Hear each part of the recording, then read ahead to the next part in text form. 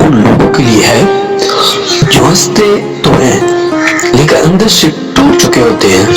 یہ پیغام ان دلوں کے لیے ہے جو رات کو سوتے نہیں، صرف سوچتے رہتے ہیں۔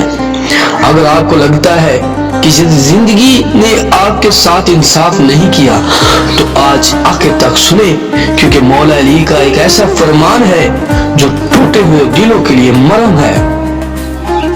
میرے پیارے بھائیوں اور بہنوں، کبھی ایسا ہوا ہے کہ آپ رات کو جاگ رہے ہو، آنکھوں میں آنسو ہوں لیکن کسی کو بتا نہیں سکے کہ دل میں کیا چل رہا ہے؟ کبھی ایسا ہوا ہے کہ آپ سب کے درمیان ہو مگر اندر سے مکمل ٹوٹ چکے ہو؟ زندگی میں ایک وقت ایسا ضرور آتا ہے جب رشتے بدل جاتے ہیں، اپنے بیگانے ہو جاتے ہیں اور دل بس ایک ہی سوال کرتا ہے، یا اللہ میرے ساتھ ہی کیوں؟ ایسے ہی لمحات کے لیے مولا علی کا ایک فرمان دل کو سہارا دیتا ہے۔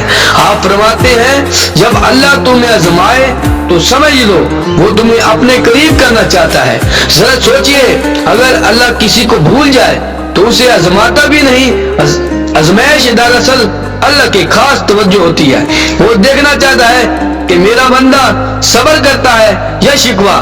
میرے بھائی، میری بہن، آپ آج جس درد سے گزر رہی ہیں، ہو سکتا ہے وہی درد آپ کے گناہوں کو دھوکہ دے رہا ہو سکتا ہے یہی آنسو قیامت کے دن آپ کی مسکراہٹ بن جائے۔ مولا علی کا ایک اور فرمان ہے کہ صبر ایمان کے لیے ایسا ہے جیسے سر جسم کے لیے۔